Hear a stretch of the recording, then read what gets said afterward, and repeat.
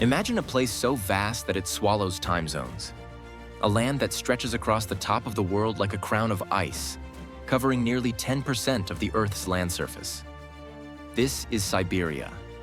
To the ancients, it was the end of the world. To history, it has been a prison, a place of exile from which there is no return. But to nature, it is the ultimate testing ground. This is the tundra. It is a biome defined not by what is there, but by what is missing. There is no shelter. There is often no sun for months at a time, and there is no mercy. Here, the temperature does not just drop, it crashes. It can plummet to 60 degrees below zero, a cold so profound that it changes the physics of the world.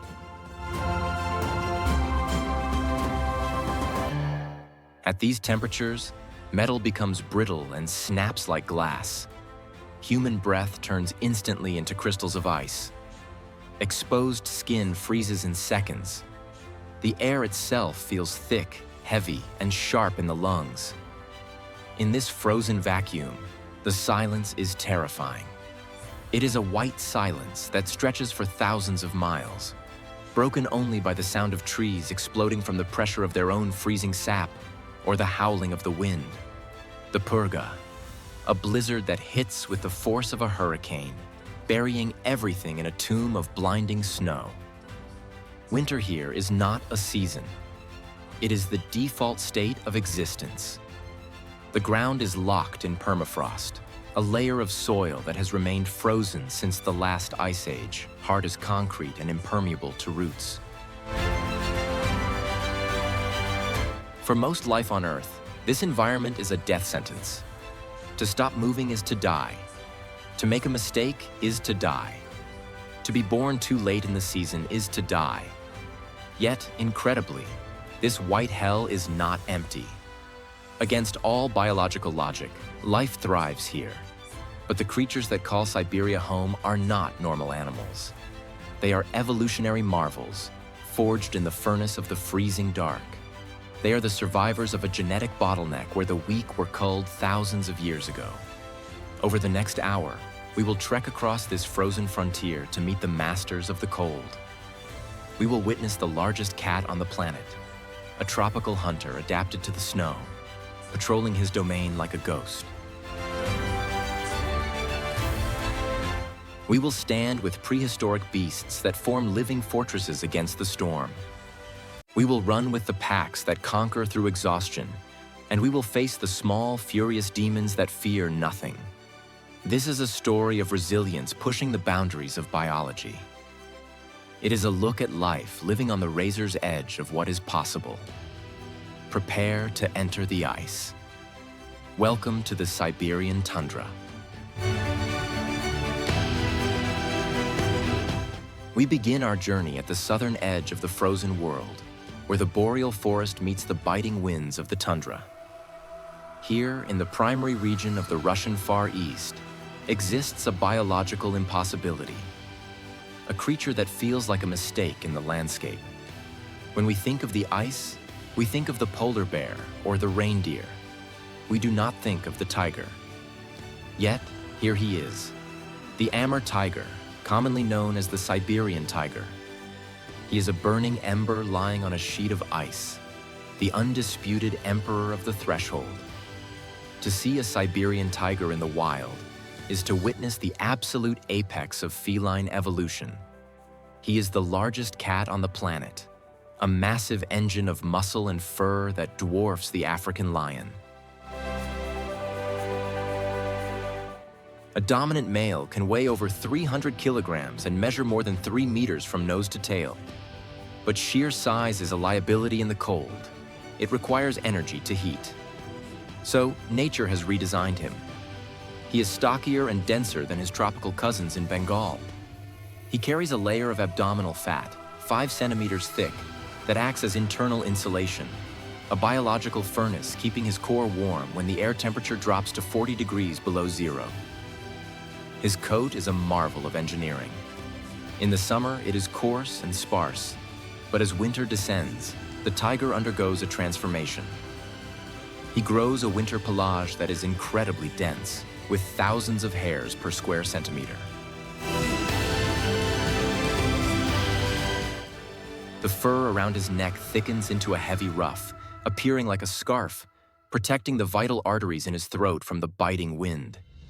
Even his paws are modified.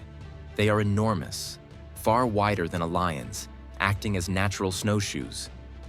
These massive pads spread his weight, allowing him to walk over the deep snow crust without sinking, while his prey, the heavy elk and boar, flounder and struggle in the drifts. One might ask, why is he orange? In a world of blinding white snow, an orange cat should be a beacon to every prey animal for miles. But the Siberian tiger relies on a complex optical illusion. He does not hunt on the open ice sheets. He hunts in the taiga forests and the scrublands where the birch trees and Korean pines create a chaotic tapestry of vertical lines and long blue shadows. In this environment, his disruptive camouflage works perfectly. His orange coat blends with the red bark of the pines and the dead winter grass, while his black stripes mimic the shadows of the trees. He becomes a ghost. You can look directly at a 300-kilogram tiger standing 20 meters away and see nothing but trees until he moves. His hunting strategy is not one of speed, but of patience and explosive violence. The cold is an energy thief. Every calorie burned running is a calorie that must be replaced, and food here is scarce. Therefore, the tiger cannot afford to chase. He is an ambush predator. He will track a herd of Manchurian wapiti for days, moving in total silence, placing his back feet exactly in the prints of his front feet to minimize the sound of crunching snow. He waits for the perfect moment, often choosing a choke point in a valley or a dense thicket near a frozen river. When he attacks, it is a release of kinetic energy that defies physics. He accelerates from 0 to 50 kilometers per hour in just a few strides. The impact is devastating. His canine teeth are nearly 3 inches long, capable of crushing the vertebrae of a wild boar or snapping the neck of an elk instantly. It is a brutal, efficient execution designed to end the struggle before the prey can injure him. In this frozen world, a broken leg from a kicking deer is not just an injury. It is a slow death sentence by starvation and freezing. But the life of the emperor is a lonely one. Unlike lions who rely on the pride, the Siberian tiger is solitary. He commands a territory that is vast, sometimes covering 1,000 square kilometers, an area larger than some European cities. He spends his life patrolling this kingdom alone, marking trees with scent and scratch marks to warn off rivals. This solitude is born of necessity. The land is too harsh and the prey too scattered to support a group. He is a king who can never share his throne. Leaving the shelter of the taiga forest where the tiger reigns, we step out into the true, exposed horror of the high tundra. Here, there are no trees to break the wind. There are no shadows to hide in. There is only an endless, flat expanse of white that merges with the gray sky.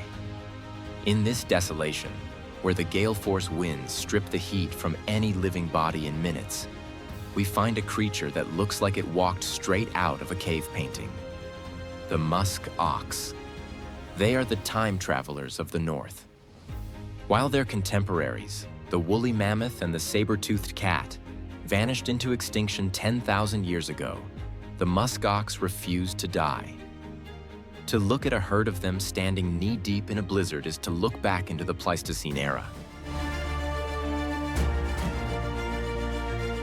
They are massive, prehistoric boulders of fur and horn, surviving in a landscape that actively tries to kill them every single day. Their survival strategy is the opposite of the tigers. They do not hide, they endure. Their biology is a masterpiece of insulation. The musk ox possesses a coat that is arguably the most sophisticated thermal armor in the animal kingdom. It is a dual-layer system. On the outside, they are covered in guard hairs, coarse, dark strands that can grow almost to the ground, acting as a waterproof shield against the snow and wind. But the secret lies beneath. Underneath this shaggy raincoat is a layer of underwool called kiviut. Kiviut is one of the rarest and warmest natural fibers on Earth.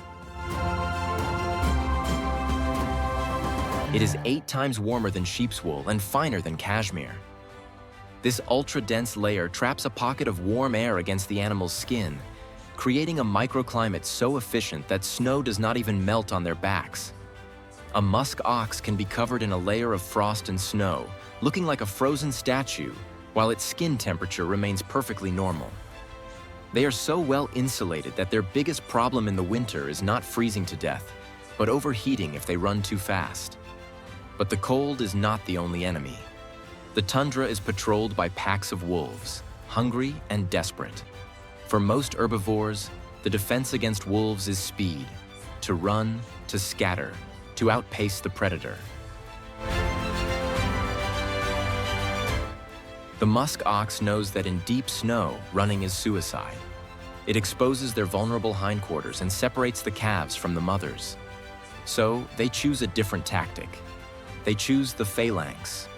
When threatened, the herd transforms into a living fortress. They instinctively form a tight, impenetrable defensive circle. The calves are shoved into the center, the safest place on the plains. Facing outward is a wall of massive heads and curved, hooked horns. The bulls and dominant cows stand shoulder to shoulder, presenting a solid front of sharp keratin and brute strength to the attackers. It is a Spartan formation, ancient and unbreakable. This is a psychological game as much as a physical one. The wolves run around the perimeter, testing for gaps, snapping and growling, trying to induce panic. But the musk oxen do not flinch. They stand their ground with a stoic, terrifying calmness. If a wolf gets too close, a bull will charge. Not a long chase, but a short, explosive thrust to gore or trample the predator before instantly reversing back into the wall. It is a siege mentality. They will hold this formation for hours, sometimes days, if necessary. The most dramatic display of their raw power, however, comes from within. During the rutting season, the silence of the tundra is shattered by the sound of collisions. Rival males, competing for dominance, will back up and charge each other head-on at speeds of up to 40 kilometers per hour. Their foreheads are protected by a boss, a thick, helmet-like band of horn that spans the skull. When they collide, the impact sounds like a gunshot. The force is enough to crack a car engine block, yet they shake it off and charge again. In the deepest depths of winter, when the sun does not rise for weeks, the musk oxen enter a state of suspended animation. They lower their heart rates and metabolism to conserve energy. They stop moving almost entirely to avoid burning precious calories. They stand there in the dark, battered by winds of 100 kilometers per hour, buried in drifting snow, waiting for the spring that is months away. If the musk ox represents the power of stillness, our next subject represents the terrifying power of relentless motion. Moving across the snowdrifts with a loping, restless gait is a creature that has earned a reputation more mythical than biological. It is known by many names: the skunk bear, the carcajou, the glutton. But science knows it as the Wolverine. In the brutal calculus of the Siberian winter, this animal is the anomaly. It is not large, standing only about knee-high to a human and weighing barely 20 kilograms. Yet, pound for pound, it is widely considered the most ferocious animal on the planet. To understand the Wolverine, you must understand its lineage. It is not a bear, nor a dog. It is the largest land-dwelling member of the mustelid family, the weasels. It possesses the hyperactive metabolism of a weasel scaled up to the size of a medium dog and armed with the weaponry of an apex predator. It is a biological chainsaw. Its existence is driven by a metabolic engine that runs hot and fast. While the bear sleeps and the musk ox conserves energy, The Wolverine burns it. It is a furnace of chemical energy that demands constant fuel. This hunger drives it to cover immense distances. A single male can patrol a territory of over 500 square kilometers, traveling up to 40 kilometers in a single day through the deepest snow without tiring. Its anatomy is designed for a world without friction. Look at its paws. They are disproportionately huge, spreading out like biological snowshoes. While a wolf or a deer sinks into the deep powder, struggling to move, the Wolverine floats on top. It runs where others crawl. Its claws are semi-retractable, curved like climbing irons, allowing it to scale vertical trees or tear into frozen earth with equal ease. Its coat is legendary. The fur of the Wolverine is hydrophobic. It resists water and frost. Unlike other furs that collect ice from the animal's breath, the Wolverine's fur sheds it instantly, keeping its skin dry and warm even in the wildest blizzard. But the true source of its legend is its attitude. The Wolverine possesses a Napoleonic complex weaponized by evolution. It has absolutely no concept of fear. It operates on a level of aggression that defies logic. In the tundra, size usually dictates the winner, but the Wolverine breaks this rule. There are documented accounts of a single 15-kilogram Wolverine driving a 200-kilogram brown bear away from a kill. It does not win by overpowering the giant. It wins by being simply too crazy, too fast, and too vicious to fight. It attacks with a frenzy of teeth and claws, screaming a guttural growl that sounds like a demon, convincing the larger predator that the meal is simply not worth the pain. Its jaw is a marvel of destructive engineering. In the dead of winter, most carcasses are frozen solid, hard as rock. A wolf's teeth would crack trying to eat them.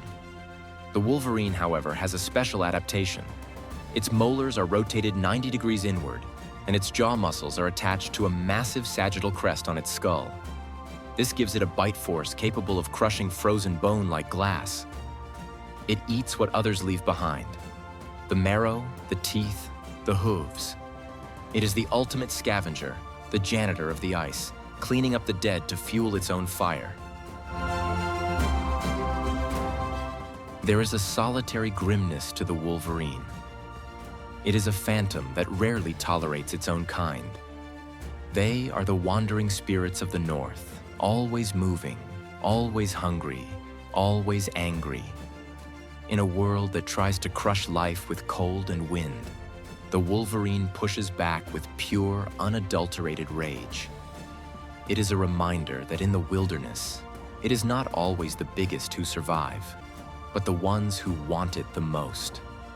The Wolverine is the embodiment of the will to live, stripped of all elegance, left only with teeth, claws, and an indomitable heart.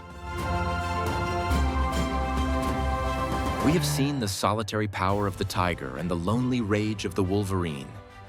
But in the vast, open expanses of the Siberian North, there is a limit to what one individual can achieve. When the wind screams at 100 kilometers per hour and the prey stands in defensive fortresses of horn and muscle, the solitary hunter fails. To conquer the white horizon, nature invented the ultimate alliance. Out of the blinding snow mist they appear. Not one, but 10, 20. A synchronized unit moving as a single consciousness.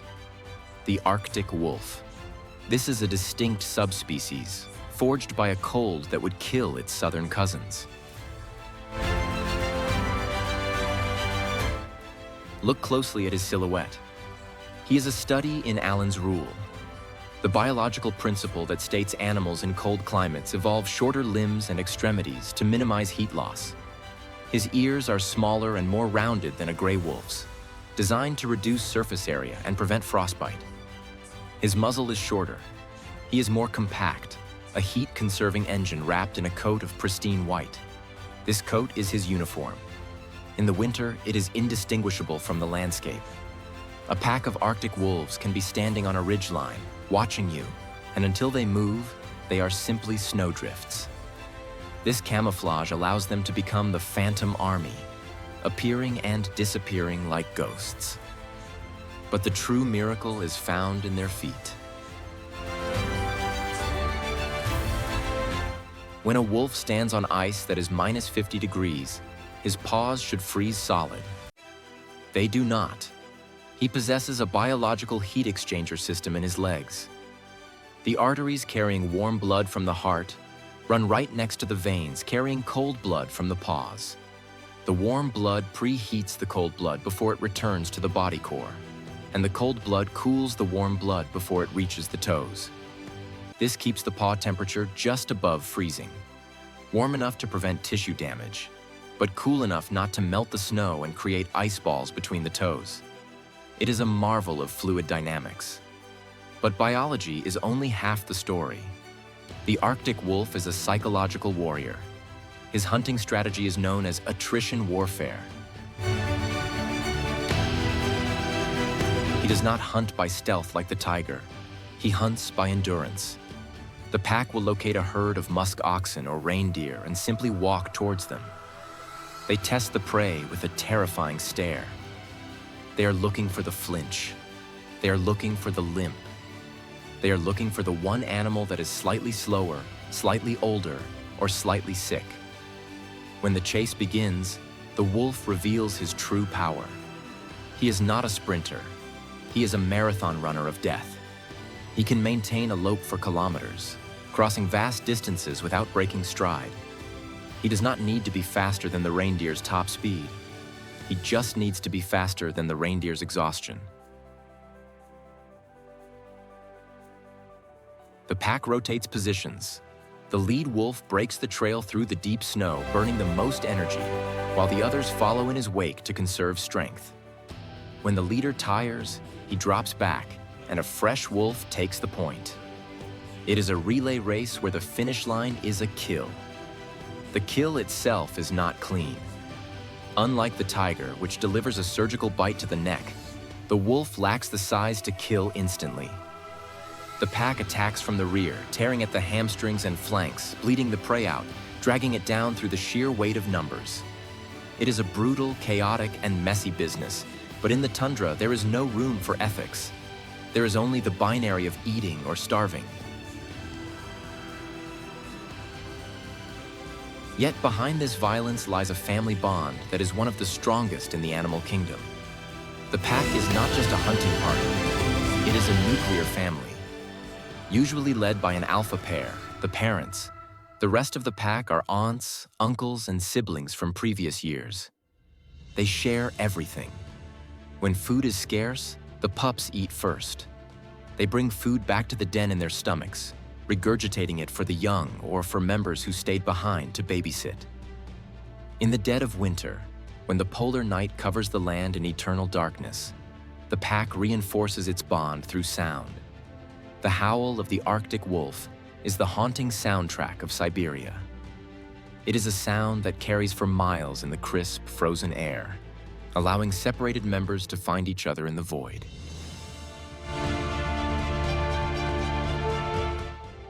It is a declaration of territory and a song of unity. To hear a chorus of wolves howling under the aurora borealis is to hear the very soul of the wilderness singing. They are the ultimate survivors because they realized long ago that in the face of the impossible, the only way to survive is together. A lone wolf in Siberia is a dead wolf, but the pack is invincible. They are the white shadows that run forever, the heartbeat of the frozen north.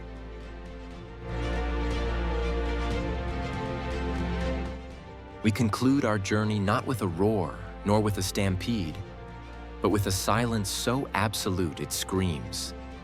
High above the chaotic battles of the wolves and the wandering wolverines, there sits a solitary figure perched on a drift of ice. It is a speck of white on white, a ghost staring into the wind. This is the snowy owl. In a land where the ground is a frozen tomb, death also has wings. If the wolf is the soldier of the tundra, the snowy owl is the sniper. It is a creature of high-precision biological engineering, designed to dominate the landscape through sensory superiority. To survive here, it must defy the freezing air that rushes over its body during flight. Nature's solution is density. The snowy owl is the most heavily feathered owl on the planet.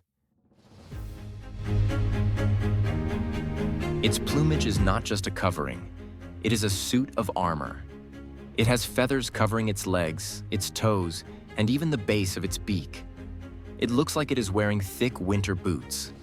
This insulation is so effective that the bird can sit motionless in temperatures of -50 degrees without shivering, preserving every ounce of metabolic heat. But its true power lies in its head. Look into its eyes. Those piercing golden orbs are not eyeballs in the traditional sense. They are elongated tubes, like telephoto lenses fixed in a skull. Because they are so large and cylindrical, the owl cannot move its eyes in their sockets. To look left or right, it must rotate its entire head. And it does so with terrifying flexibility, turning its neck 270 degrees. It scans the horizon like a rotating radar dish, spotting the movement of a mouse from over a kilometer away. Yet, in the long, dark winter of the Arctic, vision is often compromised by blizzards and darkness. This is where the snowy owl deploys its secret weapon, acoustical triangulation. Its face is a satellite dish. The stiff feathers around its eyes form a facial disc that captures sound waves and funnels them into its ears. But the genius is in the asymmetry. Its ears are not level. One is positioned higher on the skull than the other. This creates a microsecond delay in how sound reaches the brain. By processing this delay, the owl can pinpoint the exact location of a sound in three-dimensional space. It does not need to see the prey. It can hear a lemming digging a tunnel under 2 feet of hard-packed snow. It can strike a target it has never laid eyes on. When it launches into the air, the snowy owl defies the laws of aerodynamics as we know them. Most large birds create a whooshing sound when they fly, caused by air turbulence over the wings. But the snowy owl is a stealth fighter. The leading edge of its primary flight feathers is serrated, like a comb. This breaks up the turbulence into microcurrents, muffling the sound. The trailing edge is soft and fringed, absorbing any remaining noise. It flies in a bubble of silence. The prey does not hear the approach. The lights simply go out. Its existence, however, is tied to a gamble. The snowy owl is a nomad, a wanderer enslaved by the population cycles of the lemming. These small rodents are the fuel of the tundra. When lemming populations boom, the owls raise large families, lining their ground nests, scraped directly into the permafrost, with the carcasses of dozens of rodents. But when the lemming population crashes, as it does every few years, the owls vanish. They disperse, flying thousands of miles in search of food, sometimes appearing in cities far to the south, desperate ghosts driven by hunger. They are the watchers of the wasteland. They sit for hours, statue still, representing the patience required to survive at the end of the world. They are the White Death, the silent checkmate in a game played against the elements. As the endless winter night begins to yield to the first pale, weak rays of the returning sun, we are left standing on the edge of the world, looking back at a landscape that defies imagination. The Siberian tundra is more than just a place on a map. It is a limit. It is the absolute edge of biological possibility. Throughout this journey, we have walked through a frozen vacuum where the laws of physics seem to conspire against life, where the air freezes the lungs and the wind strips the earth to its bare bones. And yet, in this white silence, we did not find death. We found an empire. We have witnessed the defiance of the Siberian tiger, the emperor of the taiga. A creature that evolution should have kept in the tropics, yet who walks the snowdrifts like a burning ghost, proving that nature knows no boundaries when it comes to adaptation. He taught us that even in the harshest isolation, power and majesty can thrive. We have stood inside the unbreakable phalanx of the Musk Ox. These living boulders, relics of the Ice Age, showed us the power of stillness. While the storm rages, they do not run, they endure. They remind us that sometimes survival is not about speed, but about the stubborn refusal to move, protecting the future in the center of a circle of horns. We have seen the relentless fury of the Wolverine, the small demon that fears no giant. He is the embodiment of pure will, a testament that the size of the fight in the animal matters far more than the size of the animal in the fight.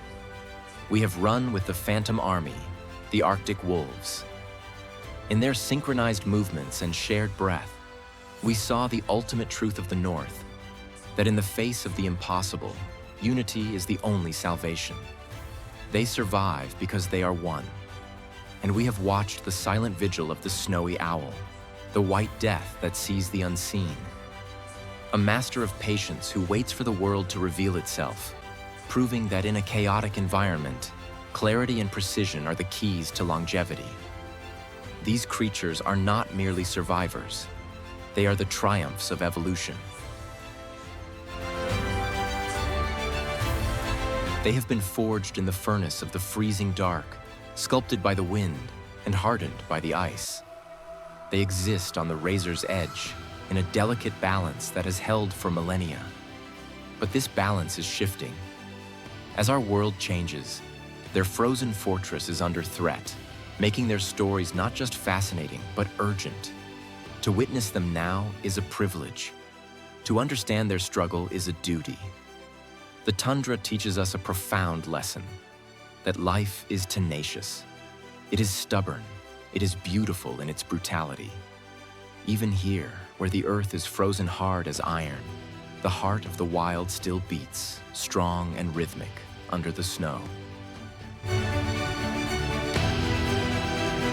If this journey into the frozen unknown has chilled you, thrilled you, or opened your eyes to the majestic resilience of our planet, then this is just the beginning. Our mission is to document the untold stories of the wild, from the deepest jungles to the highest peaks. But we cannot make this journey alone. We need you in our expedition. If you want to support high-quality nature storytelling, please take a moment to click the like button. It helps these stories reach more people. Make sure to subscribe and ring the notification bell so you never miss a departure into the wild.